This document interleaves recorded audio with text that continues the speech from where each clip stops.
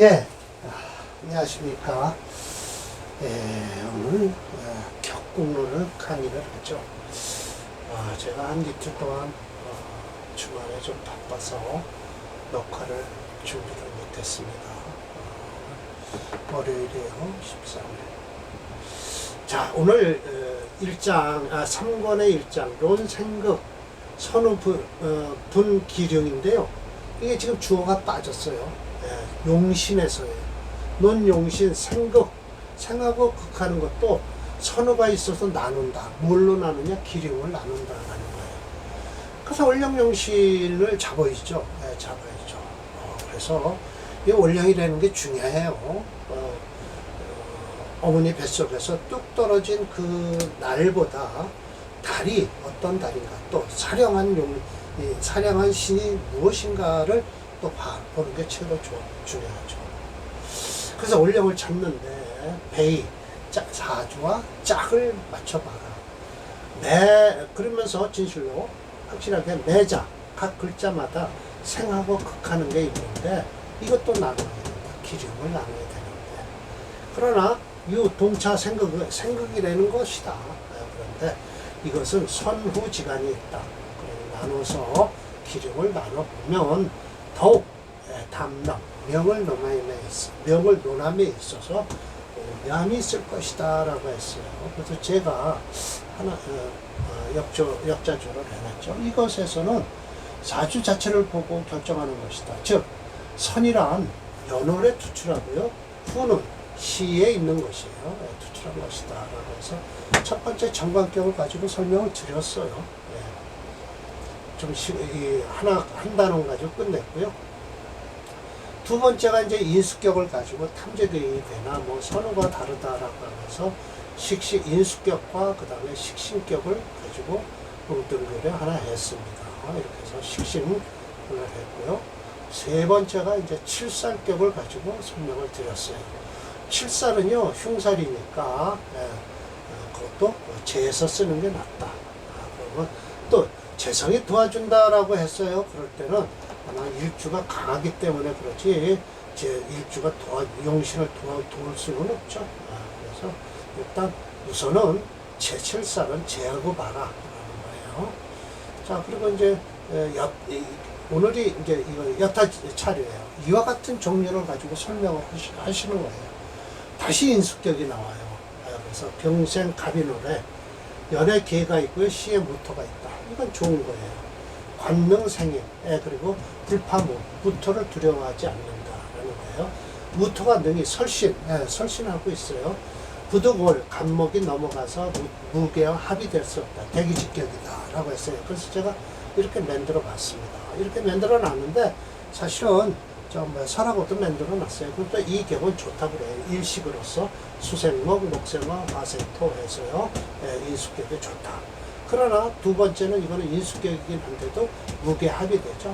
이렇게 바꾸니까 연월에 무게가 되면 간목이 투출하면 이거는 안 좋다라는 것이죠. 이것도 안 좋고요. 무토가 합을 해요. 병화를 뛰어넘어서요. 그래서 일식 해서 설하고가 이렇게 식을 만들어 놨습니다.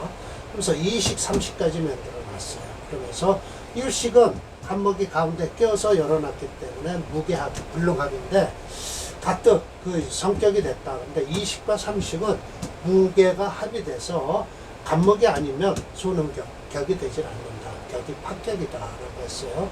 다시 심해점 선생은요, 병생 신호를 했어요. 이건 제격이에요. 그런데 연의 계가 있고 시의 기가 있습니다. 이렇게 만들어 놓고 봅시다. 이것도요, 기토가 정관, 이거 정관을 살린다는 뜻이에요. 사실은 정관을 깨질 않는다. 그냥 가령 계기가 병, 신금이 없다. 그럼 격이 깨진다라는 것이죠. 이렇게 만들어 놓으면 이건 격이 깨지는 거예요. 끼어들었어요, 사람과. 이건 괜찮은데 이거는 안 된다라는 거예요.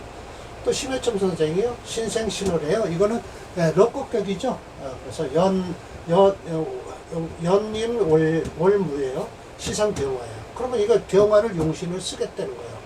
불수격, 그래 두려워 안 한다. 무토와 임수를 그래서 두려워하지 않아서 격이 역시 귀함을 허락했다라는 거예요. 이게 보세요. 이 임수가 이 정관을 깨지 못하죠. 그러니까 록곡격이니까 정관을 먼저 쓰는 거예요. 록곡격에서는 정관을 쓰고요. 양익격에서는 편관을 먼저 찾아야 돼요. 그래서 이건 록곡격이라 병화를 용신으로 하죠. 뭐가 떴나요?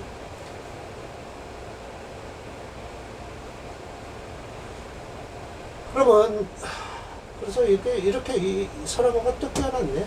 이렇게 하면 병화 써요. 그러나 이렇게 되면 무토가 뛰어넘어서 임수를 극하는 것도 있고요.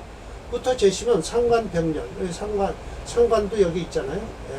여기 상관이 있고요. 그러면 이렇게 해서 끄는데 아마 상식, 이 양식은 임수가 직접 병화 관성을 상하게 해서 무토가 부른 거 구할 수가 없다고 하네요. 맞습니다.